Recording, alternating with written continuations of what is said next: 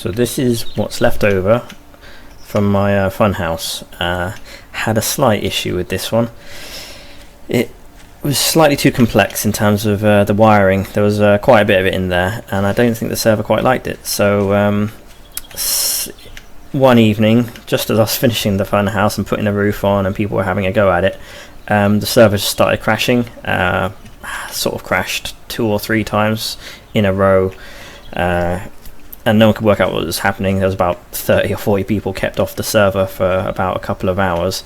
Then eventually the server started to kick back up, but I was at the Funhouse, and when the server came back online, this entire area had completely disappeared down to bedrock, and there was just this one remaining chunk in the middle still there. I spawned just on the floor, walking around a big open empty area, and that's when it was stable, because it got rid of the they got rid of the harmful chunk that was causing the issues, which was all the wiring, unfortunately. So yeah, my Funhouse was so extreme it caused the server to crash, die, and made a giant crater, which the admin then kindly filled in with rock. I think they filled it all the way down, because I drilled it back down just to see whether there's a cavity under here, but I couldn't find one.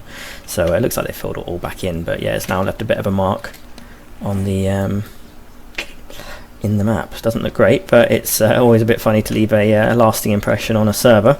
Anyway, so not to be deterred, I decided to make the Funhouse 2 with some minor improvements to the electricity, so I'll be probably linking that video on top of this one. I think one of the major issues was that I had 2 separate generators, and it was absolutely fine while I was running off these 2 separate generators, because half of the wiring was off one generator and half was off the other.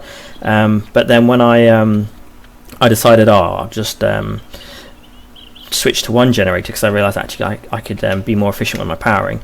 And then when I switched to one generator and turned it on, after that it started to become unstable, so I think it was just struggling going through all of one connection. So my second Funhouse, I have them going through 2 separate switches, which seems to have helped. I think if you go through just one relay or one switch with everything, it's a bit too much. So anyway, I'll go to the next video where I look at Funhouse Mark II with it's more efficient in terms of the wiring in there, and it's